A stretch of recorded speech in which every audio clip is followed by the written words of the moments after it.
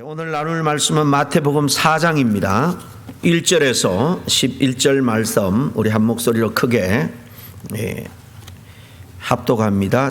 그때 예수께서 성령에게 이끌려 마귀에게 시험을 받으러 광야로 가사 40일을 밤낮으로 금식하신 후에 줄이신지라.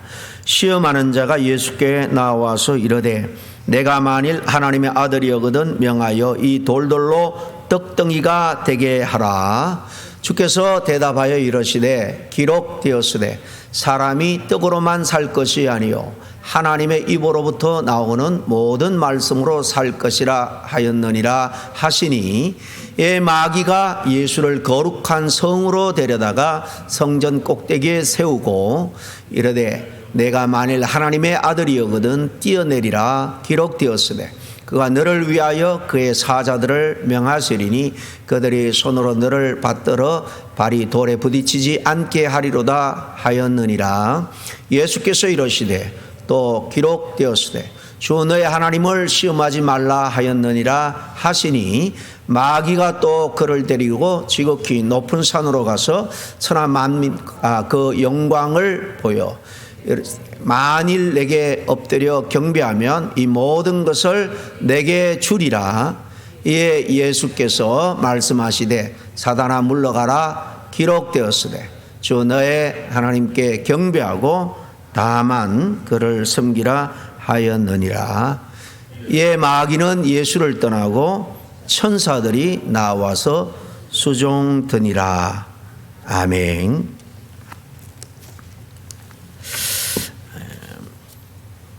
지난 시간에 우리가 허영의 도시에서 이 주인공 크리스찬과 동행자 이 믿음 이 신실이라는 그런 인물 둘이가 동행하다가 그 성에 들어가서 이 재판을 받고 믿음 씨가 순교하는 장면을 우리가 함께 나눴습니다. 오늘도 이 허영의 도시 안에서 일어난 사건을 한 번 더 나누려고 합니다. 허영의 도시를 지나서 천국으로라는 제목의 말씀입니다. 사실 누구나가 살아오면서 TV나 아니면은 요즘 SNS가 발달해 있기 때문에 오랫동안 떨어져 있던 옛 친구들도 소식들을 전할 수 있습니다. 이렇게 세상에서 성공한 사람들의 풍요롭고 화려한 삶, 또 친구들이나 지인들의 그러한 모습을 보면서 은근히 부러워했던 적이 아마 몇 번씩은 다 있었을 줄로 압니다. 유명한 나치에 대항하다가 순교한 보네프 목사님은 오늘날 교회가 가장 쉽게 빠지는 유혹이 값싼 은혜다, 그런 지적을 한 적이 있습니다. 무슨 말인가 하면은 우리 그리스도인들이 주님께서 가신 길, 십자가의 길, 그 제자도의 희생 없이 그저 세상적인 성공과 안락함만 누리려고 하는 그런 신앙 태도를 말하는 것입니다. 우리가 참된 제자가 되려고 한다면 세상적인 가치와는 좀 때로 부딪힐 수밖에 없다는 겁니다. 반대로 십자가를 지고 따르는 길을 우리가 걸어야 된다라고 보네프 목사님은 강조해서 말합니다. 현대 미국에서 복음주의 설교자 중에 아주 존경받는 분이 사실 안타깝게도 몇 년 전에 70대 초반으로 돌아가셨는데요. 이 팀 켈러라는 목사님이에요. 어떤 또 번역에는 타임 켈러라고 번역한 데도 있는데, 이 팀 켈러 목사님이 많은 책들을 통해서 목회자들에게 최근에 많은 영향을 끼치고 있는데요. 이분 책에 보니까 오늘날 가장 강력한 우상은 바로 세상의 성공과 또 세상에서 내가 무언가 이루려고 하는 그 성취, 그래서 그걸 통해서 인정받고자 하는 것이라고 말합니다. 사람들은 성공을 통해서 무언가 성취함을 이루어서 자기의 존재 가치를 세상 사람들에게, 주변인에게 증명해 보이려고 하지만은 그분 말씀은 결코 그것은 채워질 수가 없는 그런 공허함만을 남길 뿐이다라고 말합니다. 신학자들은 공통적으로 명예나 성공, 인정, 부 자체가 문제라기보다는 그것을 하나님보다도 더 사랑하는 바로 우상 숭배로 만들 때 그것은 참으로 위험한 것이다 라고 지적을 합니다. 그리고 우리 성경에서 보면 우리 믿는 자들은 세상 속에서 살아가지만은 그 목적은 언제나 하나님의 영광과 또 하나님의 나라를 위해서 우리가 살아가야 된다라고 가르치고 있죠. 오늘 이 시간에는 우리 철로 역정의 크리스찬이 이 허영의 도시에서 경험한 일들을 생각하면서 이 세상에서 우리가 어떻게 이 허영의 유혹을 잘 물리치고 천국으로 여정을 잘 이어갈 수 있을지 한번 나누려고 합니다. 이 철로 역정에서 보면 허영이라는 것은 인간이 하나님이 아닌 세상의 즐거움과 명예, 부, 권세를 추구하는 헛된 욕망 전체를 의미하는 것으로 설명을 합니다. 허영의 도시에는 허영의 시장이 늘 그냥 불야성을 이루면서 열리는데요. 이 시장에는 온갖 헛된 것들로 가득 그것을 또 찾는 상인들로 또 이 고객들로 넘쳐나는 것으로 묘사하고 있죠. 그 헛된 게 뭐냐? 거기에 시장에 나온 사람들은 바로 세상의 기쁨, 쾌락을 산다는 겁니다. 사치와 음란 같은 것들, 그리고 명예 이런 등등을 사고 파는 것이 바로 허영의 시장입니다. 이름 그대로 이 시장은 인생을 허영으로 가득 채우는 세상의 유혹으로 가득한 그런 상태를 의미합니다. 그런데 주인공 크리스찬과 동행자 이 믿음 씨는 모든 순례자들이 그런 것처럼 순례길에 있어서 바로 이 시장을 지나가야만 했습니다. 우리도 바로 허영이 가득한 세상 속에서 살아가고 있죠. 그러나 그들은 세상 사람들이 즐기는 그 물건들에 전혀 관심을 보이지 않고 오직 하나님이 기뻐하는 진리만을 찾아서 여기저기 두리번거립니다. 그러니까 이 상인들은 괜히 물건도 사지 않고 이 시장 분위기만 흐린다. 그 시장 사람들과 합세해서 이상한 사람이라고 몰아붙여서 조롱하기도 하고 모욕하기도 합니다.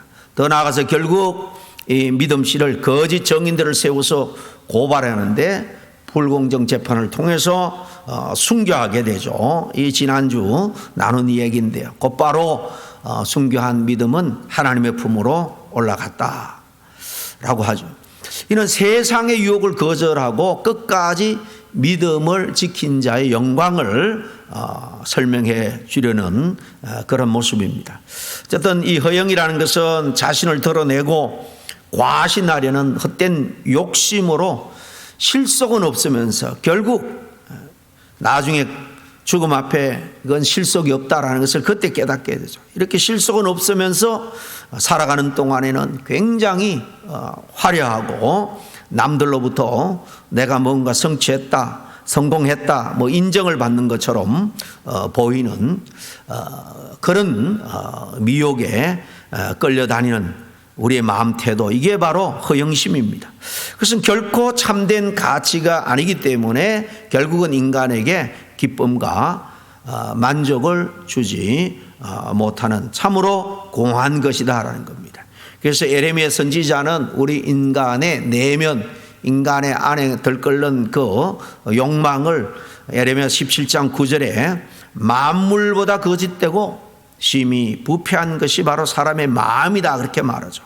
그래서 오늘날 하나님을 알지 못하고 자기 자신이 하나님의 위치에서 자기의 그 부귀영화, 성공, 자기의 그 복만을 누리러 사는 현대인들 중에는 정말 영원하고 참된 것보다는 그저 자기 자신을 드러내고 과시하는 데 집중해서 허영을 쫓아가고 있다는 겁니다.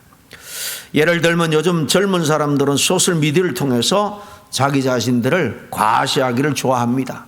맛있는 걸 먹으면 자랑을 하듯이 내가 어디 가서 이렇게 비싼 거 좋은 음식 먹었다 사진에 올려요. 처음에는 뭐 호기심도 있고 하는데 너무 계속 그런 거 올리면요 계속 보는 친구들은 짜증을 냅니다. 예. 그래서 그런 거 가끔 뭐 특별한 음식을 먹을 때는 한 번씩 올리는 건 좋겠습니다만은 요즘 젊은 사람들은 이렇게 내가 어디 갔다 뭘 먹었다 뭘 경험했다 이런 걸 계속 올려서 자기 자신이 성공적인 삶을 살고 있다라는 것을 과시하는 거죠. 어른들은 특별히 과소비 문화에 편성해서 자기 자신의 허영을 사실 드러내는 경우가 많이 있죠. 뭐 명품으로 장식한다든가 최신 어떤 전자기가 나오면 금방금방 쓸만한데도 교체하고 차가 새 모델이 나오면 고급차로 또 바꾸기도 하고 다 남에게 보여주려는 소비 심리에서 과시하고자 하는 마음에서 하는 경우가 현대인들 중에는 많이 있습니다. 사회에서는 남보다 앞서 있다, 지금 성공하고 있다. 그래서 인정받기를 위해서 과도하게 경쟁하거나 실제보다 과장된 모습으로 포장하는 경우도 얼마나 많은지 모릅니다. 결국 이런 모습들은 내적인 만족, 진정한 가치보다는 그저 타인의 시선과 인정을 삶의 기준으로 삼는 데서 비롯되는 거예요. 자기 삶이 아니라 남의 삶을 사실 살고 있는 어리석은 인생이라는 겁니다. 주인공 크리스찬이 천국을 향해 가던 중에 우연히 이 허영의 도시에 들어가게 되는데요. 이 도시에 사는 사람들은 모두가 세상적인 욕망, 말씀드린 것처럼 온갖 자기 자신을 만족시켜줄 그런 쾌락, 그런 것들을 추구하는데요. 잠시 이 크리스찬도 마음이 흔들렸지만은 결국은 그 모든 유혹들을 뿌리치고 천국을 향해서 허영의 도시를 잘 이렇게 패스해 가는 모습을 철로 역정을 통해서 확인할 수 있습니다. 이 이야기가 주는 중요한 교훈은 첫 번째로는 다양한 이런 세속적인 허영이 정말 우리 주변에 가득한데요. 천국으로 순례길을 가는 성도들에게 있어서는 매우 위험한 유혹이라는 사실입니다. 우리 삶에서 허영의 유혹은 너무나도 다양하죠. 아까 말씀드린 것처럼 뭐 드라마나 SNS 속에서 세상 사람들이 성공한 모습, 풍요로운 삶을 살아가고 또 박수받고 인정받는 모습 등등 겉으로 보기에는 행복한 것처럼 보이지만은 그런 것들은요 사실 우리의 영혼의 길을 방황하고 잃게 하는 덫이 될 수 있다는 사실이에요. 그러므로 허영의 도시는 결국 우리를 천국에서 멀어지게 하는 유혹의 도시라는 사실입니다. 세속적 허영은 잠깐의 즐거움이나 안락함 그리고 명예, 부를 제공해 줍니다. 그렇지만 이런 것에 마음이 집중이 되면 하나님이 기뻐하는 삶, 하나님 중심의 삶에서 멀어질 수밖에 없는 것입니다. 이 허영심은 우리의 마음과 영혼을 흩어려 놓는 거죠. 산상수훈인 마태복음 6장 21절에 주님이 우리에게 뭐라고 말합니까? 내 보물이 있는 곳에, 내 보물이 있는 그곳에는 내 마음도 있다 그렇게 말하죠. 그렇기 때문에 우리의 마음이 허영의 그 유혹에 사로잡히면은 거기에 마음이 빼앗기기 때문에 신앙적으로 우리가 집중할 수가 없습니다. 기도 생활에도 힘이 떨어지고 신앙생활이 나약해질 수밖에 없는 거예요. 그러므로 허영의 유혹에 사로잡히게 되면 영원한 가치보다 잠깐의 즐거움을 우선해서 쫓아갈 수밖에 없는 것입니다. 그것은 당연히 우리의 신앙의 길에 장애물이 될 수밖에 없죠. 그리고 세속적인 이 허영에 사로잡히면 교회 공동체 성도 간의 관계도 서로 상처를 줄 수 있다는 겁니다. 생각해 보세요. 교우들이 서로 허영심에 사로잡혀 있으면 경쟁하기 마련입니다. 시기 질투로 서로 대하고 그러면은 서로 싸우고 미움으로 상처를 줄 수밖에 없는 거죠. 어쨌든 그러기 때문에 허영이라는 것은 신앙생활에 있어서 굉장히 큰 위험 요소다, 걸림돌이 된다 하는 것을 우리가 기억을 하고 허영심을 잘 극복해야 됩니다.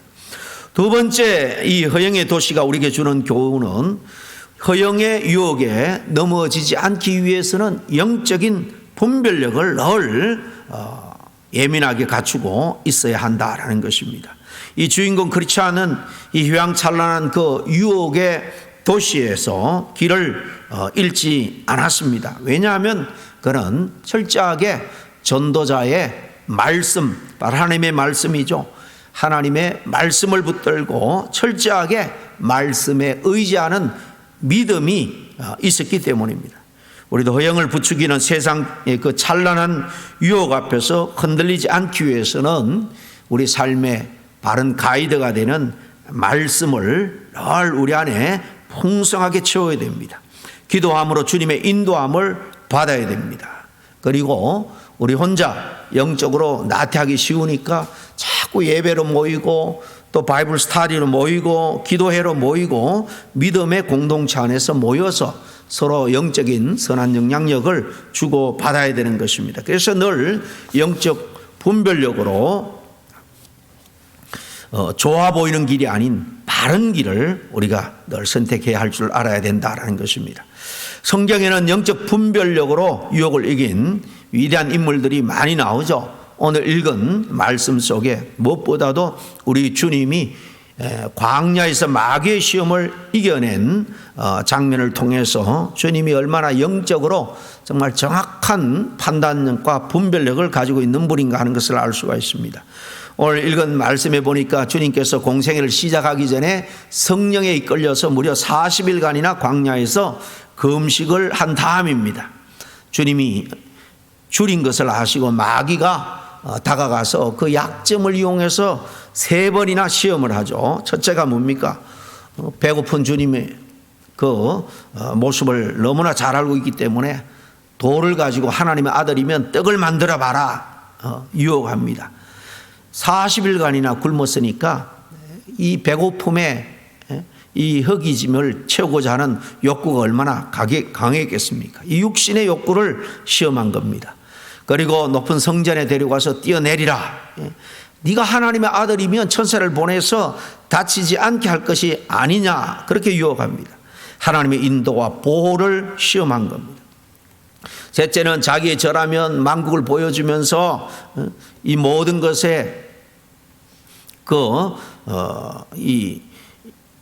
영광을 내게 주겠다. 이 세속적인 허영이죠. 그리고 권력까지도 다 주겠다는 그런 시험입니다. 그때 주님이 어떻게 그 유혹을 물리치느냐? 매번 기록하였으되 또 기록하였으되 이러면서 기록된 하나님의 말씀을 들어서 모든 유혹을 물리치죠. 저럼 영적 분별력은 무엇보다도 하나님의 말씀에서 나오는 겁니다. 여러분, 바벨론의 포로 잡혀갔던 다니엘에 대해서도 잘 알 겁니다. 바벨론 제국에서 포로로 살면서 엄청난 그런 세속적인 압력을 받았죠. 포로민 중에서 똑똑한 청년들을 왕궁에서 궁정 그 교육을 통해서 그 나라를 대신 통치하려고 그런 똑똑한 인재들을 바벨론의 문화, 정치, 경제 이런 모든 것들을 훈련시켰습니다. 그러니까 이 다니엘과 세 친구가 뽑혀서 왕궁에서 먹고 자라면서 교육을 받았는데요. 이 바벨론 왕의 식탁에 올라오는 것은 다 우상에게 드렸던 것입니다. 그리고 술과 아주 기름진 음식으로 넘쳐났습니다. 세속적인 유혹이 가득했다라고 볼 수 있죠. 그러나 다니엘은 하나님의 율법, 하나님의 말씀이죠. 그 말씀과 믿음을 우선해서 이렇게 우상에게 바쳐진 그것을 거절합니다. 그래서 지혜롭게 식물을 줘도 다른 어떤 식민지 청년들보다 내가 더 뛰어난 인재가 될 수 있다. 그러면서 담대하게 믿음으로 신앙을 지켜냅니다. 결과가 어떻습니까? 본인뿐만 아니라 세 친구도 지켜내고요. 그 누구보다 뛰어나게 하심으로 큰 영적인 승리를 경험하게 합니다. 세상적으로도 하나님이 우뚝 세우죠.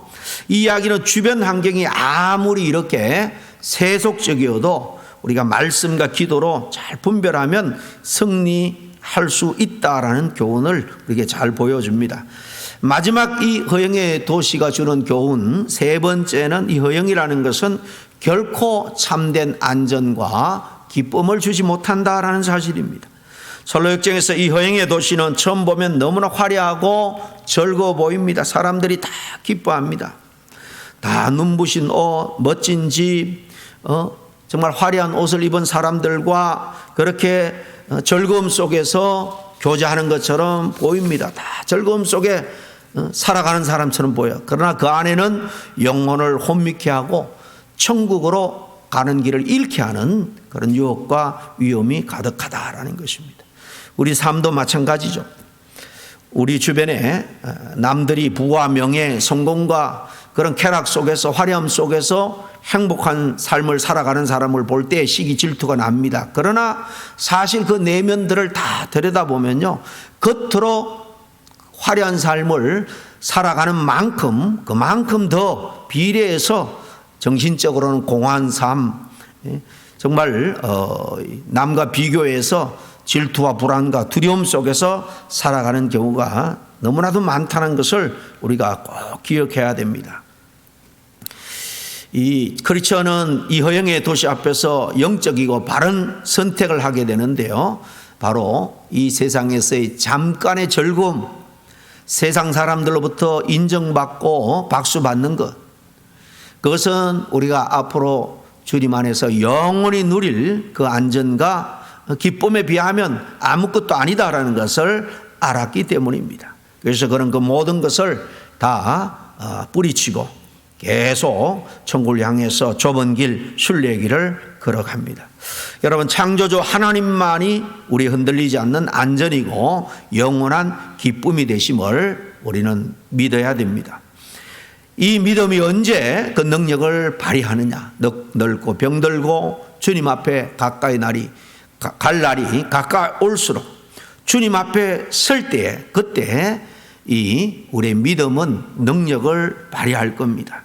정말 그때 세상 사람들처럼 죽음 앞에서 두려워 떠는 것이 아니라 영혼으로 들어가는 관문으로 우리에게 허락하신 이 육신의 죽음, 오히려 그 죽음 앞에서 우리는 죽음을 환영하며 맞게 될 것입니다.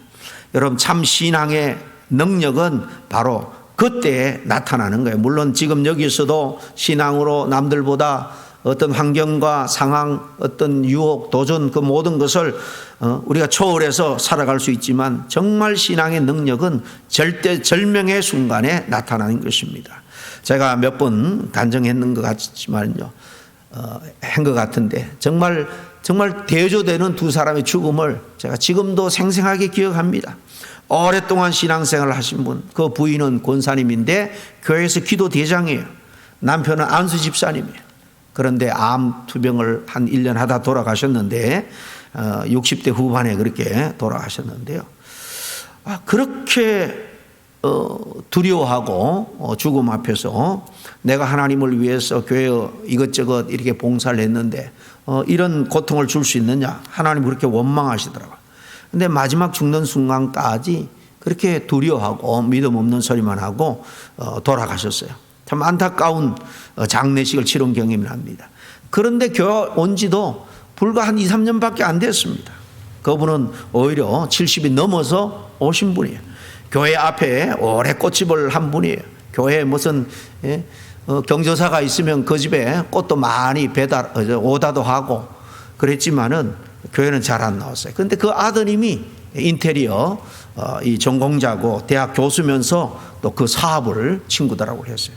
이 교회를, 이 본당을 멋있게 한 1000석 규모를 짓는데요, 이분이 아주 내부 인테리어 공사를 그 당시 수천만 원 되는 거를 교회를 위해서 제가 할 수 있는 거는 하나님 주신 제 재능으로 이 교회 인테리어는 제가 다 해서 하겠습니다. 그래서 그 입당하고 정말로 지금 우리도 작은 조명이 있는데요, 하늘의 별 같은 조명이 천장에 빼곡하게 있는데 정말 무대 조명이고 천장 조명이 그렇게 이쁠 수가 없었어요. 그래서 이 아들이 아버지한테 자랑하고 싶어서 가까이 사니까 그때부터 교회를 나오기 시작한 거예요. 우리 아들이 야 이렇게 교회를 위해서 멋지게 했구나. 오니까 다 그냥 칭찬하고 아유 누구 아버지시냐고. 물론 그게 어쩌래서 교회 나왔지만은 이분은 오자마자 그렇게 신앙생활을 열심히 하시더라고요. 이분도 똑같이 사실 70대 초중반에 암이 찾아왔습니다. 이분도 한 1년 사신 것 같아요. 제가 신앙의 기본을 가르치고 힘들 때마다 고통이 올 때마다 주기도문하고 사도신경을 제가 크게 복사를 해서 넣고 고통이 오면 주기도문을 한 30번 연속해서 암송하십시오. 그래서 제가 설명도 좀 붙여주고 나중에는 제가 가니까요. 제가 신기합니다. 목사님 가르쳐준 대로 제가 기도는 잘 못하지만은 고통이 찾아올 때 사도신경 신앙 고백을 하고 주기도문으로 기도하면은 그렇게 고통이 사라지고 그래서 죽음 앞에서요. 마지막 정말 짧지만은 예수님 만난 게 그렇게 자기는 축복이라고 그런 고백을 하고 편안하게 천국 갔습니다. 그렇습니다. 세상의 성공, 세상의 예수님을 통해서 세상의 성공과 세상의 어떤 축복과 기쁨을 추구한다면 그건 참된 믿음이 아닐 겁니다. 십자가의 길, 이 순례의 길은 좁고 험난합니다. 이 길에 여러 가지 허영심이 우리를 미혹할 수 있지만은 크리스천처럼 승리할 수 있는 저와 여러분 될 수 있기를 바랍니다. 마지막 요한복음 14장 27절을 같이 한번 크게 읽고 마치려고 합니다. 시작. 평안을 너에게 끼치노니 곧 나의 평안을 너에게 주노라. 내가 너에게 주는 것은 세상이 주는 것과 같지 아니하니라. 너희는 마음에 근심하지 말고 두려워하지도 말라. 주님의 약속입니다. 예. 우리의 참된 평안은 주님 안에 있음을 믿고 세상의 어떤 유혹 앞에서도 우리가 넉넉히 말씀의 분별력을 가지고 승리할 수 있는 저와 여러분 모두 될 수 있기를 간절히 축원합니다. 잠깐 기도하겠습니다. 하나님 아버지 감사합니다. 허영의 도시는 오늘날 우리 주변에도 넘쳐나고 있습니다. 아버지 하나님 이런 미혹과 유혹 속에서 크리스천처럼 믿음처럼 정말 썩어질 것을 추구하다가 정말 마지막 주님 앞에 섰을 때 정말 아버지 하나님이 돌이킬 수 없는 그런 안타까운 인생이 아니라 정말로 썩지 아니할 영원한 것을 아버지는 추구하고 준비해 갈 수 있는 지혜로운 분별력 있는 그런 우리의 삶이 될 수 있도록 인도해 주옵소서. 예수님 이름으로 기도하옵나이다. 아멘.